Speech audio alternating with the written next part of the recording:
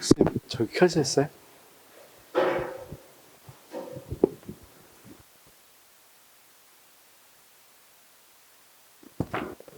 자, 지난 시간에, 우리 지금 정체가 가고 있는데,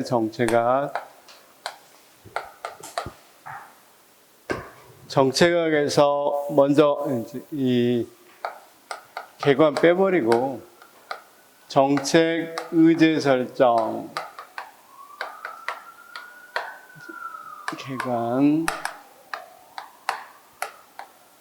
정책 의제 설정, 정책 분석 및 정책 결정.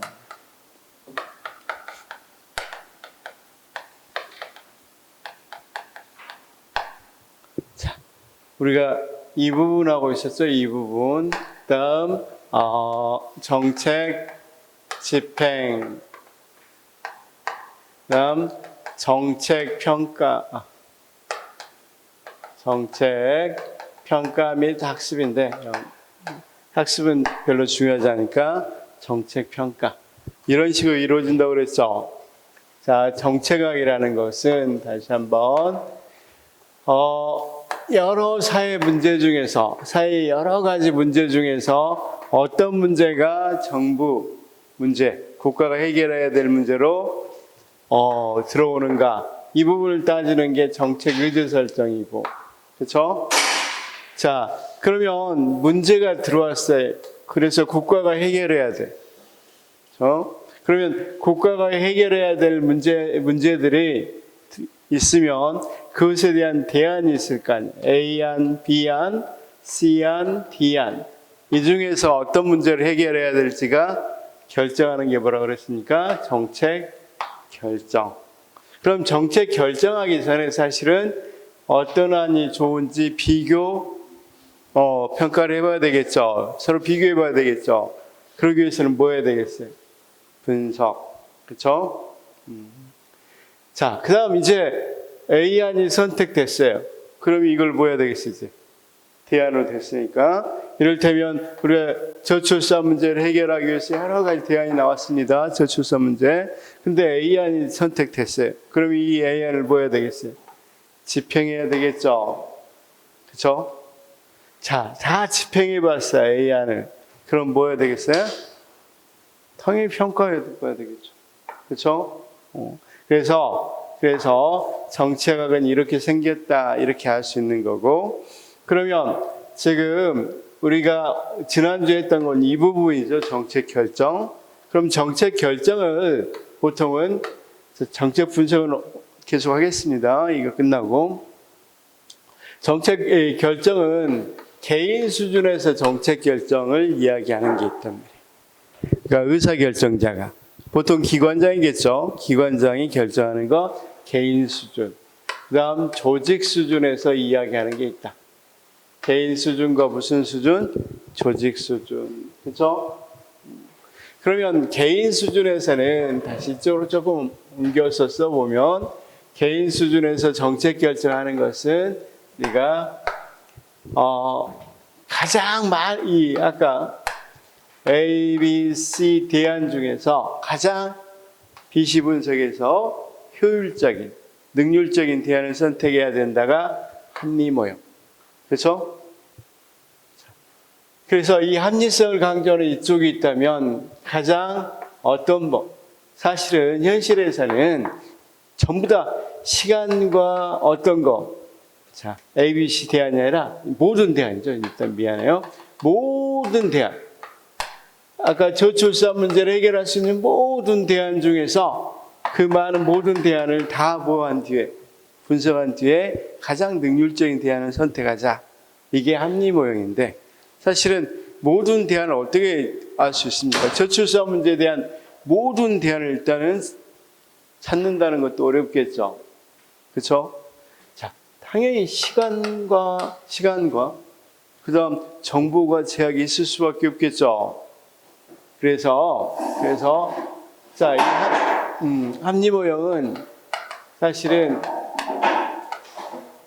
어떤 사람이 주장했다기보다는 어떤 기준이 되는 모형이다. 아주 이상적 모형이죠. 그래서 이런 이상적 모형에 대해서 반발이 일어난 게보다 사실 순서대로 이야기하면 만족 모형인데 우리가 만족 모형보다는 더 현실적인 모형이보다 점증 모형이다. 점증 모형보다 실제에서는 자 기정현다소 기존의 정책을 그대로 유지하거나 현재보다 어떤 거 다소 향상된 대안을 선택할 뿐이다. 왜? 인간은 완전히 전지전능한 게 아니라 뭘 갖고 있으니까 제한된 합리성이 제한되어 있으니까 합리성이 제한되어 있죠. 그래서 우리가 예를 들면 오늘 점심 먹을 때 모든 지금 10분 이내에 식당들을 다 파악한 뒤에 그 식당들 모두 뭐하고 PC 분석해서 거기 있는 요리들 중에서 가장 자기에게 맞는 요리, 가장 값싸면서도 맛있는 요리를 선택하는 우리는 그럴 수 없죠. 그렇죠? 그래서 우리 인간은 어떤 걸 가정한다 해서는 합리성이 제한된다는 걸 가정하고 이야기한다. 그다음 여기도 마찬가지 합리 모형을 비판하고 나왔던 것 중에 하나가 만족 모형. 순서대로 이야기하면 만족 모형이 먼저 나왔죠. 사이몬이라는 사람이 먼저 나와서 사이몬이 뭐라고 이야기합니까? 이 사람이 제일 먼저 인간은 보다 합리적인 모든 것, 절대적인 전지전능한 게 아니라 합리성이 제한될 수밖에 없다. 이렇게 이야기했죠. 그래서 제한된 합리성을 이야기하고 이 사람은 어떤 이야기합니까? 여기 모든 대안을 선택하는 게 아니라 무슨 대안을 선택한다? 만족한 대안을 선택한다. 저출산 문제에서 만약에 모든 대안을 선택하는 게 아니라 여기 전출산 위원장이라고 합시다. 대책위원장. 그럼 이 위원장이 어느 수준에서 만족한 수준에서 한 4개 정도 살펴보고 이 정도면 만족하겠다. 대안. 조금 꼼꼼한 위원장은 몇 개, 7개는 살펴봐야 되겠지? 이렇게 이야기할 수도 있겠고, 좀 그렇지 않은 위원장은 한 2개만 살펴볼까? 이렇게 할 수도 있겠죠? 어쨌든 어느 수준에서, 만족한 수준에서. 이때 만족이라는 말 속에는 완전히 한두 개 이렇게 살펴보고 만족보다는 최선의 노력을 다한 뒤에, 그렇죠? 자신의 노력을 다한 뒤에 어느 정도 만족한 수준 이렇게 이야기한다고 그랬죠. 그래서 만족 모형이 있었고 그다음 이 합리 모형이나 이 점증 모형이 모두 다 약점이 있어요. 합리 모형은 어때요? 우리가 비현실적이죠. 어떻게 모든 대안을 선택해? 그렇죠? 그래서 그다음 점증 모형은 너무 보수적이란 말이에요. 지금 조금만 바꾸니까 지금 이익을 보고 있는 사람들이 계속 이익 볼 수 있겠죠. 그래서 기득권 보호, 굉장히 보수적 결정이란 말이에요. 이 둘의 약점을 지적하면서 에촌이라는 사람이 뭘 주장했어요? 혼합, 탐사. 그렇죠? 원래는 이제 이 믹싱 스캐닝이라고 그래서 이 그러니까 이 전체적인 결정할 때는 대충 스캔해서 결정을 하고, 그렇죠? 우리가 장기를 게임을 할 때, 장기 게임을 할 때 어떤 거 한다 그랬어? 제일 처음 내가 공격할 건지 수비할 건지 이것 정도는 뭘로 정하고 합리 모형으로 정하고 한번 공격이 좋은지 수비가 좋은지 전체적인 BC 분석 정도 해보고 정하고, 그 다음 이걸 가지고 실제 할 때는 장기를 두어갈 때는 무슨 모형으로 그때 가장 좋은 겠죠. 그때 조금 더 나은 대안들로 선택하는 점증 모형이 가장 좋다.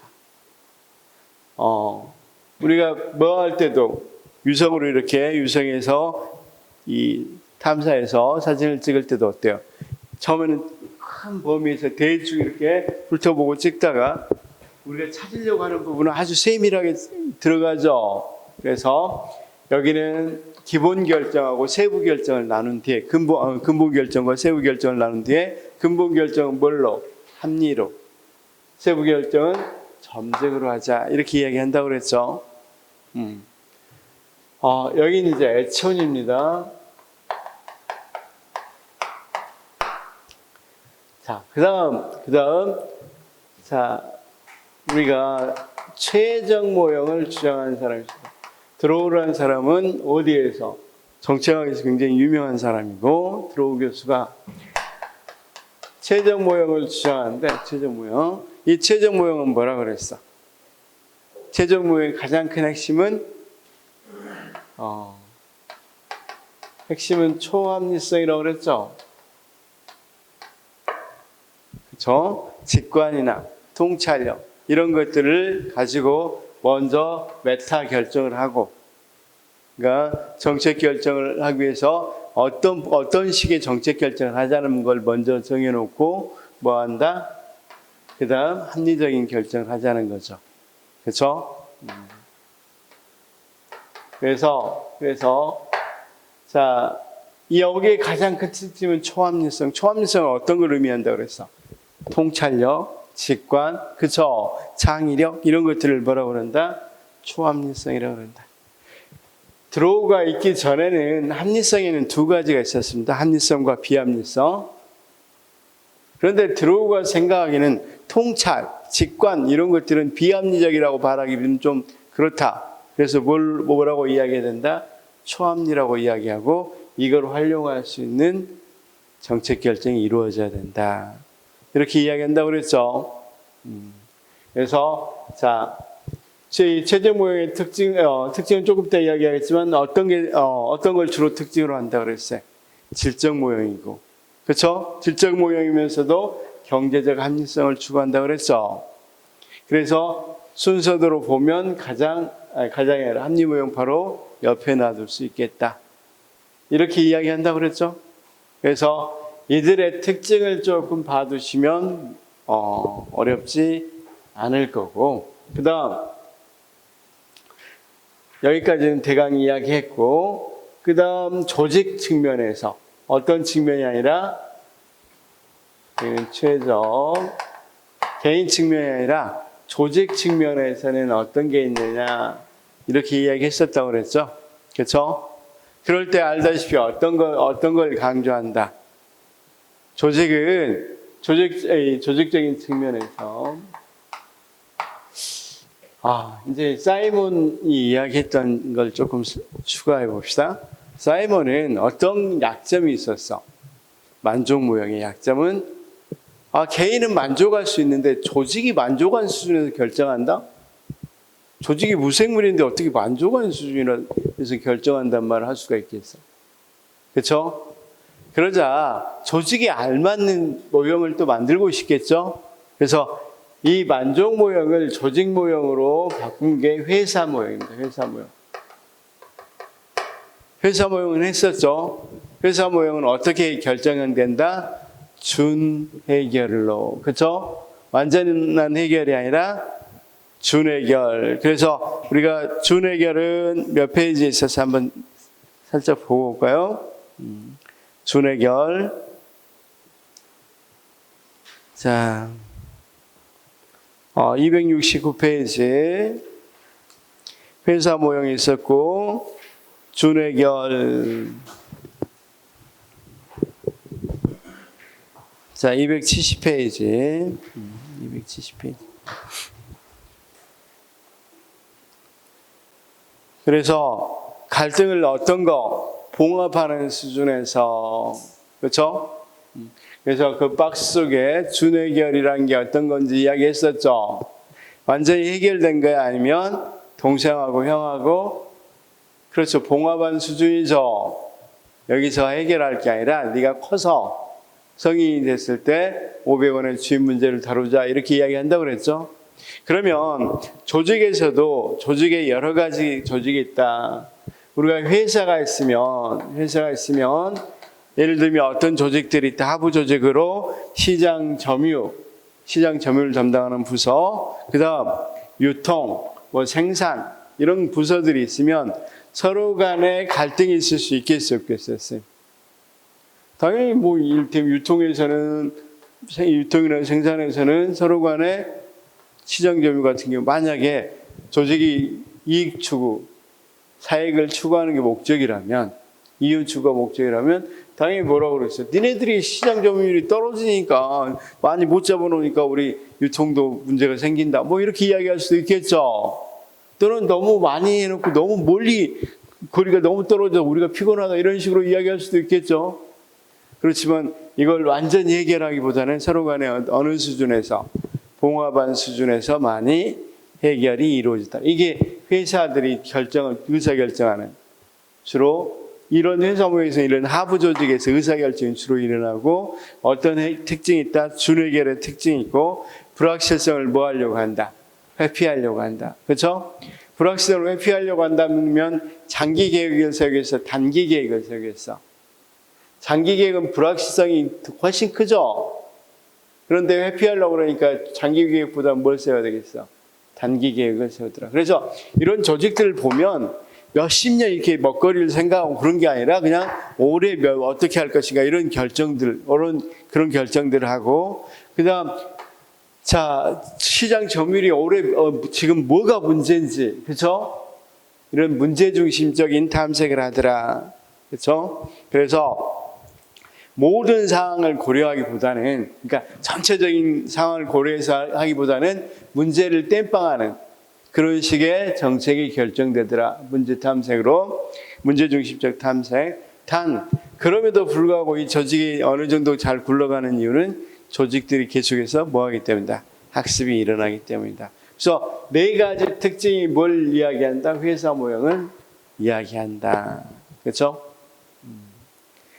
그 다음 우리가 사이버네틱스 모형이 사이버네틱스 모형도 사실은 어디냐 이렇게 물어보면 거의 여기에 가깝다고 보시면 돼요. 그냥 크게 안 바꾼다 이거예요. 그럼 사이버네틱스 모형은 모든 회사들이 조직들이 정책 결정할 때 뭐가 싫어? 불확실성 같은 게 싫단 말이에요. 그런 점에서는 회사 모형하고 많이 닮아있죠. 그런데 우리가 그래서 이 회사에서는 어떻게 한다? 자동 온도 조절 장치 보면 어때요? 우리 자동 온도 조절 장치 보면 그 온도를 맞춰 놓으면 그 온도보다 높게 되면 낮추죠. 낮추려고 노력하고 낮춰지면 높이려고 하죠. 그렇게 해서 이루어진다. 결정들이. 그러면 목표를 정해놨어요. 그 목표가 조금 올라가면 조금 낮추려고 하고 낮췄으면 올리려고 한다는 말이에요. 그렇죠? 그래서 대표적으로 뭘 활용하더라? 사이버네틱스 모형에서 핵심은 그렇죠. SOP. 그렇죠? 거기에 있는 거 표준 운영 절차를 중요시하더라. 그래서 저기 특징만 좀 봐봐요. 적응적 의사결정으로 표현합니다. 272페이지 있습니다. 사이버네틱스는 아까 회사 모형은 준해결이라고 그랬죠. 여기는 적응적 의사결정입니다. 그래서 그 다음 두 번째 반응 목록 및 얘기한 불확실성을 통제. 둘 다 불확실성을 통제하려는 거 맞죠? 근데 여기는 뭘 통해서 반응 목록, 그러니까 레포트를 정해놓고 하는 거예요. 레포트를 정해놓고. 그래서 뭐가 중요하대? 표준 운영 절차, 매뉴얼을 정해놔. 그러니까 매뉴얼 딱 정해놓고 그 매뉴얼대로 하는 거였어요. 매뉴얼대로 결정을 하더라. 자, 여기는 이제 아까는 조직학습이라고 그랬죠. 회사에서는. 근데 여기는 사이버네틱스에서 사이버네틱스 모형에서의 학습 이렇게 돼 있죠. 그래서 비슷한데 사이버네틱스하고 회사 모형은 비슷한데 어떻게 구분한다 이런 용어들로 좀 구분했으면 좋겠어요. 그렇죠? 사실은 이 사이버네틱스 모형은 딱 한 문제 나왔어요. 지금 한 20년, 15년, 20년간 사이에서 보면 한 문제 나왔으니까 거의 안 나온다고 보면 되겠죠.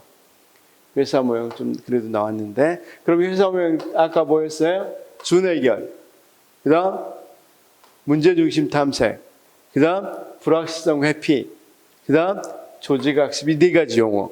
그렇죠? 여기는 다른 건 필요 없고 거기 거의 비슷하니까 적응적 의사결정. 그렇죠?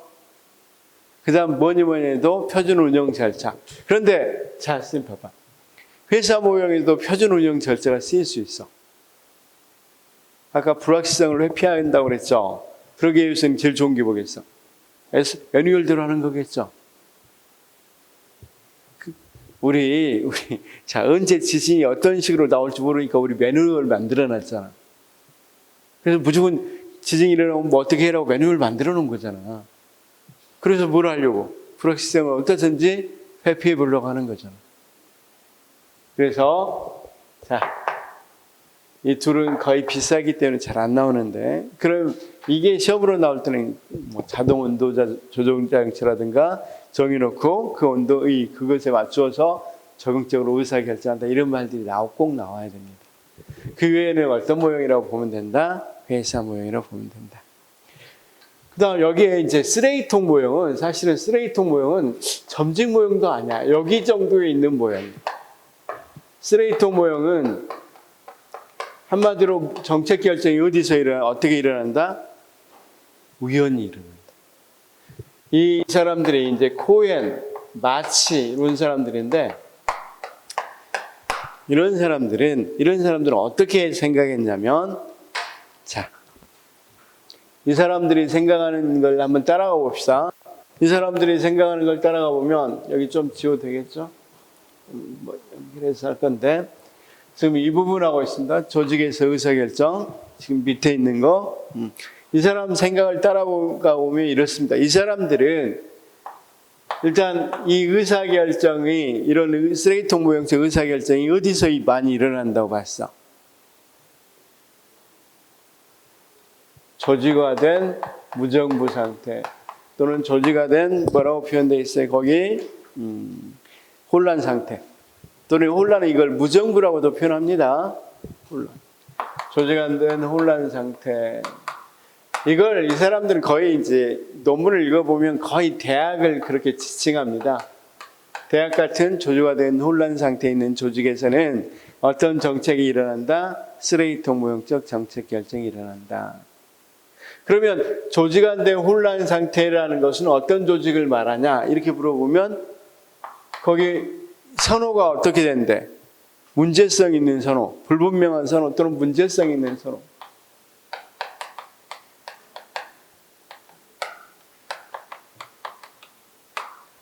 그러니까 이 조직화된 혼란 상태에 있는 조직은, 그러니까 선호는 여기서 목표를 주로 이야기합니다. 목표가 문제가 있다는 거예요.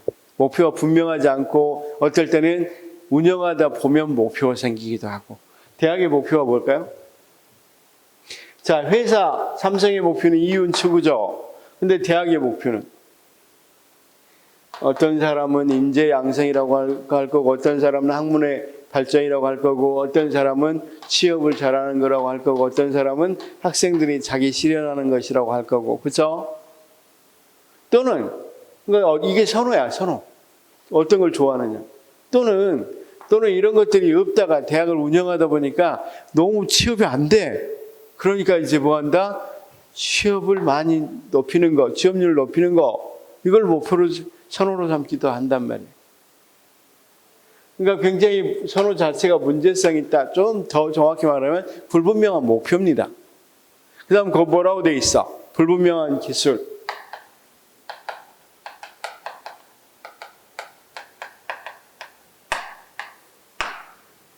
자, 우리가 이렇게 한번 봅시다. 이 어떤 목표도 불분명할 뿐만 아니라 가르치는 기법을 봅시다.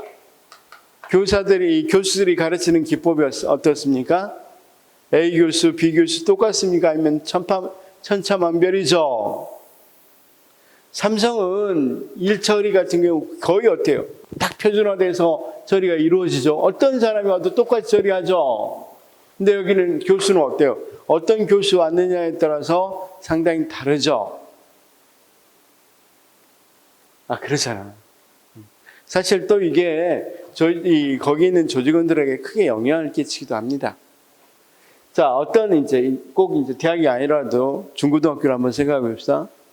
영어 선생님이 A 선생님이 왔는데 너무 재밌게 잘 가르쳐. 그래서 영어에 굉장히 흥미를 갖고 잘하고 있었는데 B 선생님이 몽땅 암기하래. 빽빽이 뭐 백지만 쓰래. 그래서 영어에 대한 흥미를 잃어버린 사람도 있겠죠. 그러니까 굉장히 크게 영향을 끼침에도 불구하고 뭐한다. 기법은 굉장히 불분명하단 말이에요. 그 다음, 거기 뭐라고 돼 있어? 유동적 참여. 유동적 참여. 조직이라 하면 조직 구성원들이 어떻게 참여해야 돼? 어느 정도 안정적으로 구성원들이 참여해야 되는데, 제가 지난주에도 한번 물어봤죠. 자, 우리 쌤 지도 교수님 지금 학교에 있을까요? 이렇게 물어보면 잘 모른단 말이에요. 필요할 때만 있죠. 이를테면 수요일, 월요일, 수요일 있으면 참여를 월요일, 수요일만 참여하죠. 또는 참여하는 것도 달라. 기관은, 공원들도 다 다르죠. 여기 한번 봅시다. 학생들도 마찬가지. 학생들도 꼭 갑니까? 아니면 필요할 때만 갑니까? 필요할 때만 간단 말이에요. 우리가, 자, 어떤 회사 다니는데 필요할 때만 갑니까? 어느 정도 뭐 항상 일정하게 조직돼 있고 그 속에 참여를 계속해서 안정적으로 참여가 이루어지죠. 그러다 보니까 이런 조직을 뭐라고 그런다?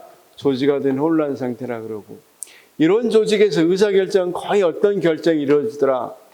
쓰레기통 모형적 결정이 이루어지더라. 어떤 결정이 서로 연계돼서 이루어지기보다는 우연히 이루어지더라. 우연성 속에서, 우연 속에서 이루어지더라. 그렇죠? 그래서 문제가 있으면 이걸 해결하려고 딱 이루어진 게 아니라 이게 그냥 흘러다녀요. 문제는 각자 독립적으로. 그 다음 해결책이 있으면 이것도 역시 흘러다닌단 말이에요. 그 다음 참여자들이 생기면, 참여자들이 있다고 해서 이것들이 결정되는 게 아니라 이것도 흘러다녀요.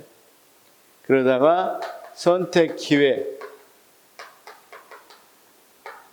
이게 뭐 하게 되면 한 곳에 모이면 우연히 한 통 속에 모였을 때, 쓰레기통이 어때요? 쓰레기통 속에 있는 여러 잡동사니들은 자기들이 의도를 갖고 모였어요? 우연히 모인 거야? 우연히 던지다 보니까 여러 가지 모여서 이를테면 불도 날 수도 있고 여러 가지 있을 수 있겠죠. 마치 이렇게 된다는 거야. 그래서 예를 들면 제가 한 번 더 이야기하면, 만약에 6월 15일 날 학생회에 있는 복사기가 고장났다고 그랬죠. 복사기 고장. 복사기 고장이니까 학생들이 이용하는데 되게 불편해요. 그렇죠?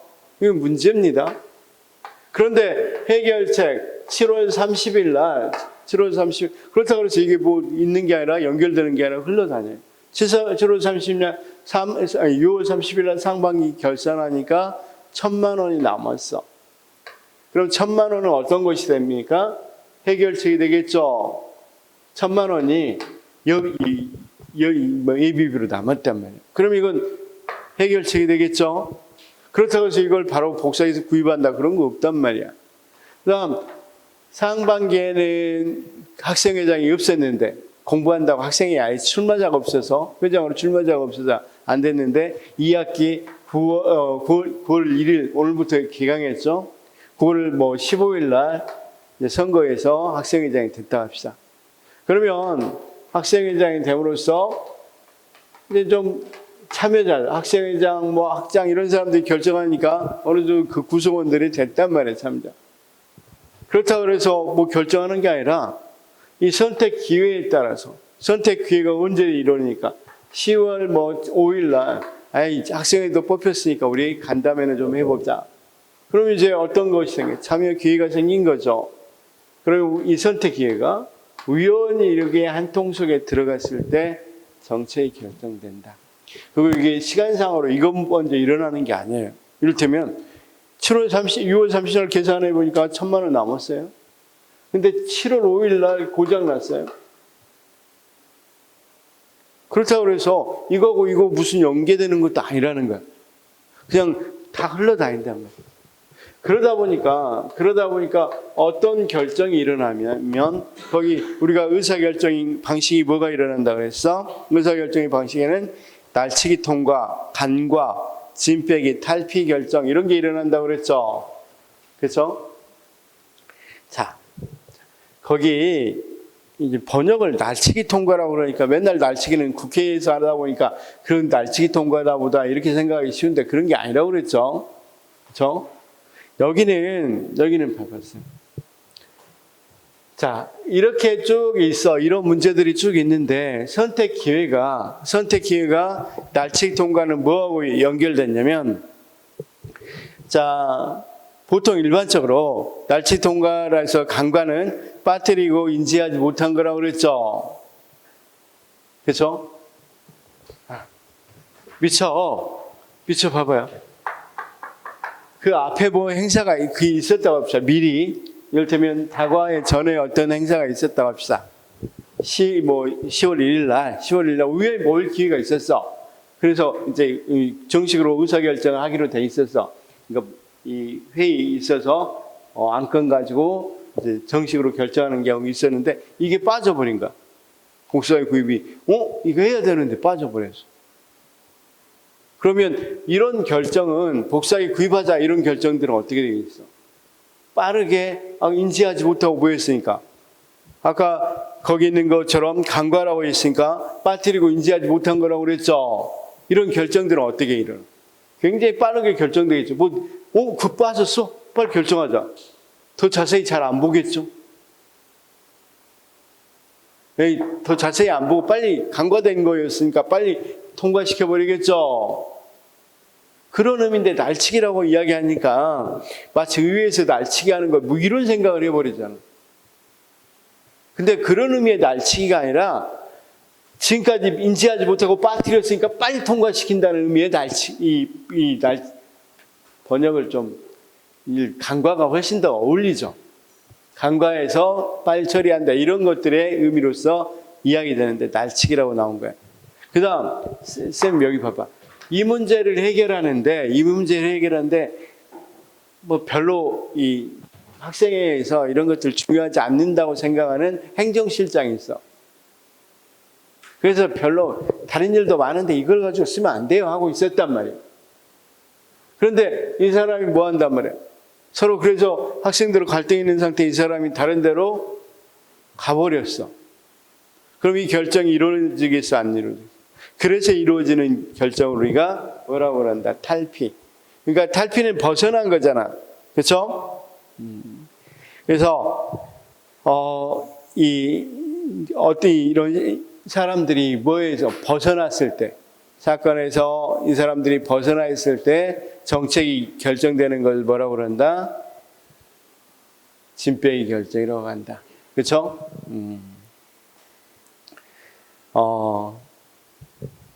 그러니까 쉽게 말해서 해결이 필요한 주된 문제가 관련 문제로 인해 결정이 이루어지지 않을 때 걸림돌이 되는 관련 문제 주장자들이 주장을 되풀이하거나 힘이 빠져 다른 기회를 찾아 떠날 때 기다렸다가 의사결정을 하는 거.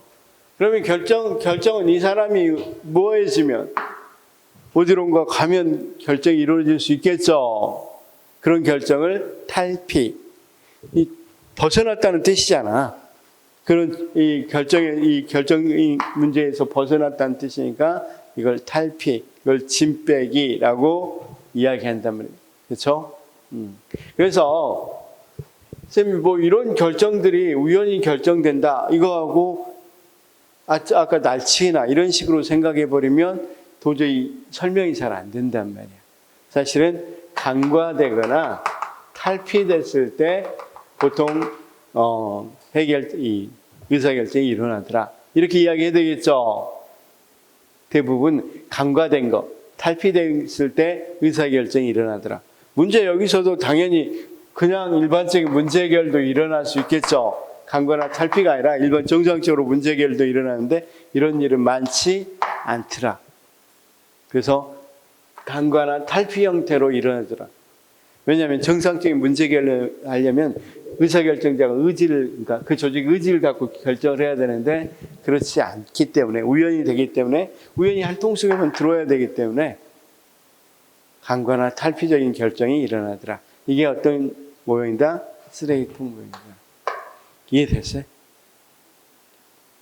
그래서 쓰레기통 모형은 조조가 된 혼란 상태에서 어떻게 일어난다? 우연히 일어나는데 그 의사결정은 네 가지 요소가 우연히 한 통 속에 들어왔을 때 일어난다. 그래서 그 결정 방식으로는 강과되거나 탈피되는 형태로 많이 일어난다. 강과를 우리가 날치기라고 번역했고 여기를 진빼기라고 결정하더라. 그렇죠? 번역하더라. 자, 이해가 됐으면 좋겠고,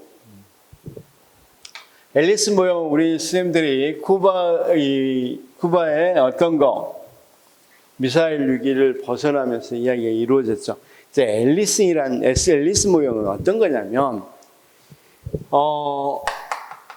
쿠바의 미사일 위기를 설명하고 싶어요. 이거 미사일 위기에 대한 정책 결정이 일어났죠. 그렇죠? 근데 이 정책 결정 과정을 설명하고 싶어. 근데 이 미사일 위기를 설명하려고 하니까 하나 모형으로 설명이 안 돼. 그래서 결국은 어떤 거? 세 가지 모형을 동원했다.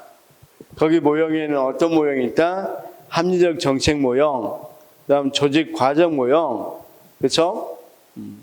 그 다음 관료 정치 모형, 이 세 가지로 결정이 되더라. 그렇죠? 설명이 되더라. 그렇죠? 그래서 자, 이거 시험에 굉장히 많이 나오죠. 앨리스 모형 굉장히 시험에 단골 문제입니다. 합리적 정책 모형이 모형 1이라고 그랬죠. 정책 모형. 그 다음 두 번째 어떤 모형? 두 번째 모형은 조직 과정 모형. 이 조직 과정 모형은 사실은 회사 모형하고 거의 뭐 한다 그랬어? 회사 모형과 같은 의미라고 이야기했죠. 그 다음 세 번째가 이 모형의 가장 큰 특징이 관료 정치 모형입니다.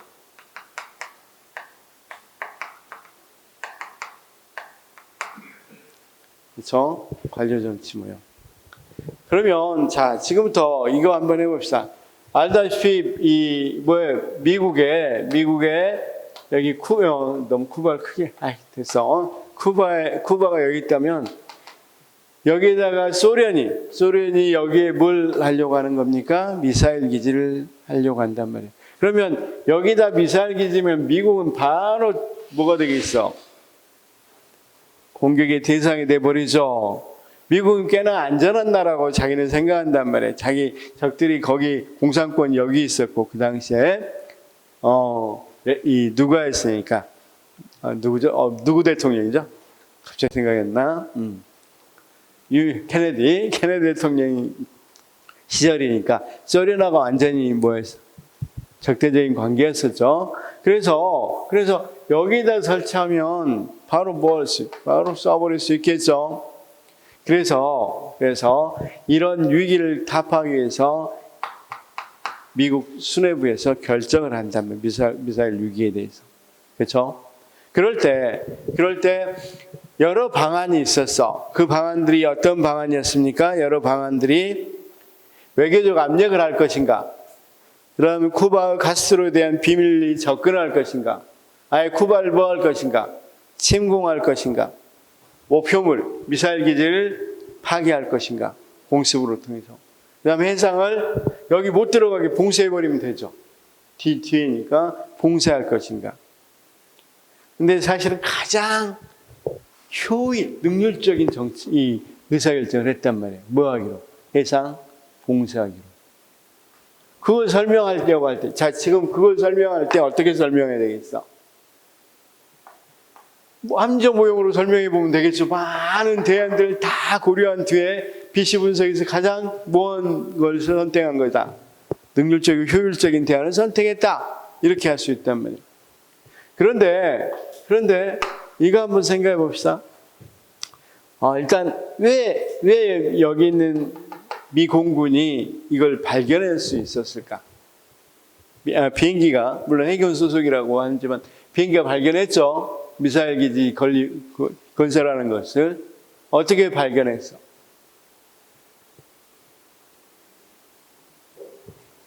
이들은 원래 미사일 기지하려면 여기 못 보게 해야 되죠. 가림막을 쳐야 되겠죠. 근데 가림막을 안 쳤어. 그럼 그런 의사결정을 왜 했을까? 소련의 미사일 부대들이 와서 지금 이걸 설치하고 있는데 왜 이들은 가림막을 설치하지 않았을까? 제가 읽어봐라고 그랬죠. 안 읽었구나.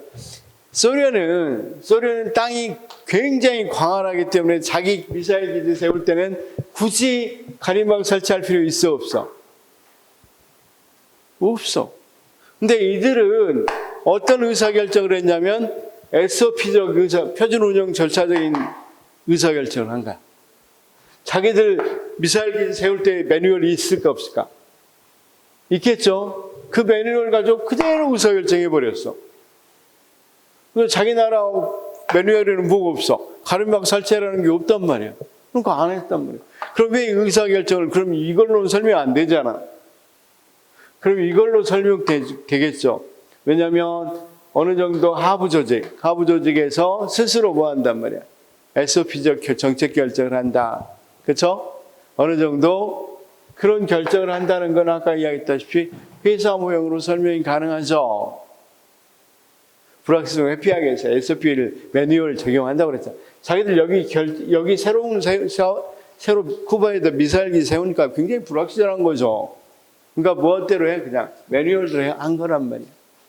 그런 의사결정을 설명하기 아주 유용한 것보다 조직 과정 모형이다. 이렇게 말할 수 있겠죠. 그렇죠? 그다음 그런데 문제는 뭐였어? 자, 거기 국방부 장관하고 미국의 국방부 장관하고 그다음 국무실장하고 국무부 장관하고 굉장히 많이 다퉜다고 그랬죠. 그다음 군인들하고도 많이 서로 간의 의견 충돌이 굉장히 많았었단 말이에요. 그 정책을 결정할 때. 그럼 그런 정책 결정 장면을 설명할 때 뭐라고 설명한다? 관료 정치 모형이라고 설명한다. 그렇죠? 그러면 표를 좀 봅시다. 표를 보면 합리 모형 먼저 보면 거기 274. 합리 모형은 최고 지도자가 하는 거고, 아까 이야기했다시피 우리가 조정과 통제가 잘 된 유기체에서 많이 일어나겠죠. 그 다음 조직 과정 모형은 두 번째 뭐라고 그랬어요? 준독립적 하위 조직, 분산 소위하고 있는 거. 그쵸? 그 다음 그 밑에 정책 결정은 어떻게 일어난다고 그랬어? SOP에 대한 프로그램 목록 추출해서 한다고 그랬죠? 합리 모형에서는 이 정책 결정이 어떻게 일어납니까? 최고 지도자 명령 지시한다고 그랬죠? 자, 관료 정치 모형은 위에 보니까 자, 누가 조직이고 권력 소재가 어디 있냐면 조직관에는 독립적인 개인적 행위자들 간의 집합체고 권력 소재도 개인적 행위자들 간의 정치적 자원을 의존한다. 그죠? 자, 미 육군에서는 육군의 군인들은 공습을 했을 때 자기 권한이 훨씬 더 커지겠죠. 전쟁 상태가 되고. 그렇죠? 외교부 같은 경우는 외교적 압력을 가했을 때 뭐 한단 말이에요? 자기들의 어느 정도 지지들이 확보될 수 있겠죠. 그러다 보니까 이 국무부 장관은 뭐 한다? 이거 외교적 압력을 가하자, 뭐 하자, 이런 식으로 이야기한단 말이에요. 그러면 이 군인 쪽에서는 그러죠, 공습하자. 그렇죠? 그래서 우리가 미사일 기지를 완전히 정교하게 폭격해서 문제를 해결해. 뭐 이런 식으로 많은 주장들을 한다. 그러면 그 사람들이 무슨 합리 비시 분석해서 결정한다기보다는 다 자기 이익을 위해서, 자기의 정치적 자원 이런 것들을 확보하기 위해서 하는 거죠. 그래서 자 보통은 매우 뭐한다? 정책 결정할 때 정치적 게임 규칙에 따라 타협하고 흥정에서 지배된다. 그렇죠? 그래서 정책 일관성 부분에서 합리 모형 매우 강한 데 비해서 조직 과정 모형은 자주 바뀔 수 있겠죠. 그렇죠? 그다음 관료 정치 모형 훨씬 더 자주 바꿀 수 있겠죠. 모세에서 결정되니까. 타협이나 흥정에서 결정돼 버리니까. 그쵸? 그래서 이렇게 이야기할 수 있겠고. 자, 그래서 그 정도만 좀 알아두시면 좋겠습니다.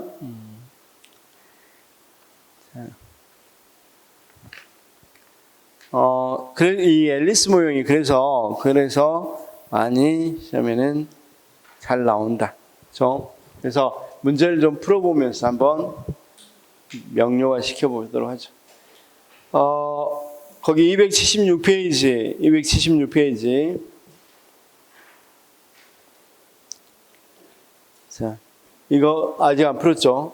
276페이지 보면, 먼저 1번 문제 보니까 다음 설명에 해당하는 정책결정 혼합 탐사 모형이다. 지난 30년간 자료를 중심으로 전국의 자연재난 발생 현상을 계략적으로 파악한 다음, 홍수와 지진 등 두 가지 이상의 재난이 한 해에 동시에 발생한 지역을 중심으로 다시 면밀하게 관찰했다. 계략적으로 파악, 면밀하게 관찰. 이건 무엇에 해당돼? 혼합 탐사 모형. 그쵸? 애처운의 혼합 탐사 모형. 정책 결정 모형에서 애처운은 규범적이지만 비현실적인 합리 모형과 현실적이지만 보수적인 점증 모형을 맞죠? 정책 결정 모형에서 사이먼은 정책 결정자의 인지 능력의 한계, 상황의 불확실성 및 시간의 제약 때문에 제한적 합리성 하에서 결정이 이루어진다고 주장한다. 맞죠? 정책 결정 모형에서 합리 모형에서 말하는 합리성은, 여기서 말하는 합리성은 무슨 합리성이라고 그랬어? 모든 걸 다 비시 분석한다고 그랬죠? 그럼 결국은 경제적 합리성이다. 자, 정책 결정 모형에서 쓰레기통 모형에서 가정하는 상황은 불확실성과 혼란이 심한 상태이다. 맞죠? 아까 조직화된 무정부, 혼란 상태에서 일어난다고 그랬죠? 6번, 정책 결정 모형에서 점증 모형은 실제 결정 사항에 기초한 현실적이고 기술적인 모형. 맞죠? 굉장히 현실적인 모형이라고 그랬죠?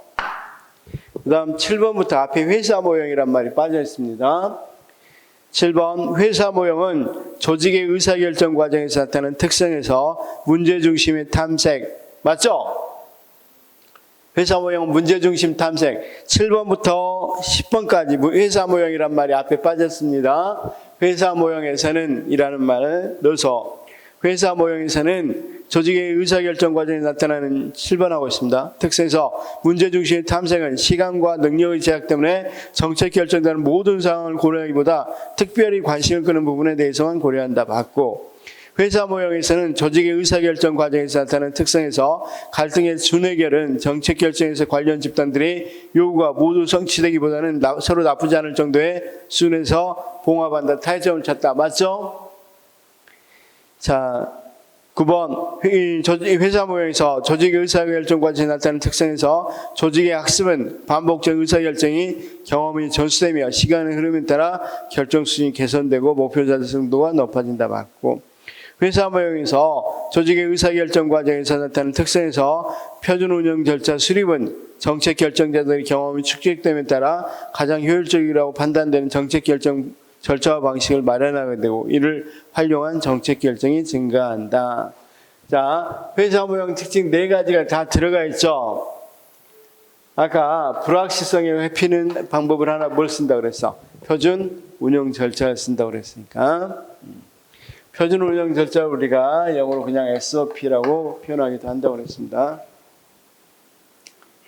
자, 11번 진빼기 결정, 의사결정을 구사하는 4가지 흐름, 조직화된 무정부 상태, 갈등의 준해결 중 쓰레기통 모형과 내용이 아닌 것은 갈등의 준해결. 맞죠? 갈등의 준해결은 무슨 모형이라고 그랬어? 어디 모형? 회사 모형. 그쵸? 그 다음 12번 정책 결정에서 사이먼에 따르면 인간은 합리성은 제한적이지만 정책 결정자는 최선의 대안을 추구한 게 아니라 만족한 대안을 추구한다고 그랬죠. 13번 정책 결정 모형에서 윌다브스키는 대표적인 점증주의자입니다. 린드블룸, 율다브스키 이 사람들은 점증주의자입니다. 그래서 정책 결정에서는 린드블룸을 주로 이야기하고 예산에서는 율다브스키를 주로 이야기합니다. 그렇죠? 둘 다 그런데 점증주의자입니다. 에 따르면 예산 결정 과거의 지출수를 토대로 점증적으로 결정될 가능성이 크다. 맞고 14번 정책 결정 모형에서 쓰레기통 모형에 따르면 조직의 의사결정 고도로운 불확실한 상황에서 이루어진다. 맞죠? 그 다음 15번 정책 결정 모형에서 드로우 최저 모형에 따르면 영감, 직관, 통찰력과 같은 초함적 요소는 함정 분석을 위해 배제되어야 되는 게 아니라 활용돼야 된다고 그랬죠. 16번 정책 결정 모형에서 사이버네틱스 의사결정에 따르면 의사결정의 질은 사전에 설정된 표준 운영 절차가 얼마나 정교한지에서 결정된다. 그렇죠? 우리가 매뉴얼이 얼마나 정교한지에 대해서 결정되죠. 17번 정책 결정 모형 중 만족 모형에서는 정책 결정 근본적 세부적으로 나눈 건 뭐라고 그랬어? 근본적이고 세부적으로 나눈 것은 그렇죠. 혼합 탐사 모형이었죠. 혼합 탐사. 자, 그 다음 18번 정책 결정 모형 중 점증주의 모형은 현상 유지를 옹호함으로 보수적인 비판을 받고 있다. 맞고 정책 결정 모형 중 쓰레기통 모형에서 의사결정의 네 가지 요소는 문해, 참선, 그쵸? 문제, 해결책, 선택, 기회, 참여자. 맞죠? 자, 문해 참선입니다.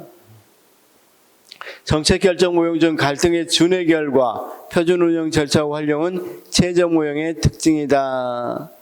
자, 갈등의 준해 결과 표준 운영 절차 활용 이건 사실은 회사 모형이죠. 그렇죠? 자, 정책 결정 모형 중 점증주의 모형은 정책이 결정되는 현실적인 모습을 반영하고 있다. 이것도 맞고 정책 결정 모형 중 쓰레기통 모형은 정책 결정 우연성. 맞죠? 정책 결정이 우연성을 강조한다. 23번 정책 결정 모형 중 혼합 주사 모형에서 세부적 결정 세부적 결정을 어떻게 한다고 그랬어? 합리입니까? 점증입니까? 점증. 24 정책 결정 모형 중 최적 모형은 계량적 분석뿐만 아니라 직관적 판단의 결정의 중요성을 맞죠? 25 정책 결정 모형 중 만족 모형은 제한된 합리성을 맞고 26 정책 결정 모형 중 점진 모형은 기존 정책을 아까 뭐라고 그랬어? 점진 모형을 기정 견다소 이렇게 이야기했죠. 기존의 정책을 그대로 유지하거나 현재보다 다소 향상된 대안을 택한다. 이렇게 이야기했죠. 그냥 이 점증 모형에 외울 때는 그냥 기정, 현다소 이렇게 이야기하시면 돼. 이 부산에 가면 기장군이 있는데 거기 현대 있죠. 현대 조선소 있죠. 그래서 그냥 기정, 현다소 이렇게 외우시기 바라요. 그 다음 아까 쓰레기통 모형은 이렇게 외워도 돼요. 문해 참선이라고 외워도 돼. 그렇죠? 우리가 바다가 쓰레기 된 이유는 뭐 때문에? 문어 때문이죠? 미안해요. 문어나 해파리가 참선해야 되겠죠? 넘어갈게요. 그냥 쓰레기통 모형보다 문해 참선 이렇게 외워두시면 되겠습니다. 자, 27번. 정책 결정 모형 중 회사 모형은 의사결정자에 의해 조직 결정이 통제된다고 본다. 회사 모형은 개인입니까? 아니면 조직입니까?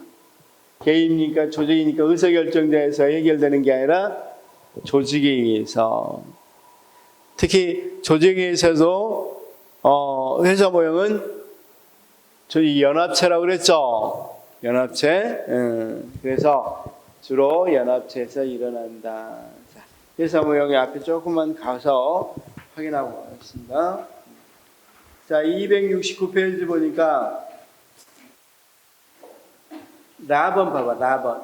라번에 뭐라고 되어 있습니까? 회사 조직은 서로 목표를 지닌 구성원들로 연합체로 본다. 이런 연합체에서 결정이 이루어지니까 무슨 모형이라고 한다?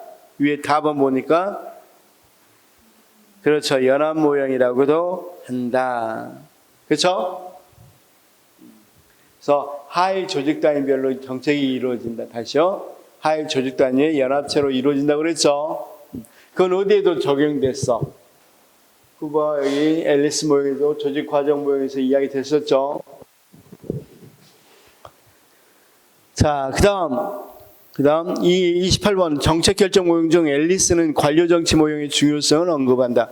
왜냐하면 여기서 앨리스 모형에서 가장 특징적인 이 두 모형은 이미 나와 있는 모형이고 사실 관료 정치 모형은 앨리스 모형이 독특한 모형이기도 하죠. 그래서 중요시합니다.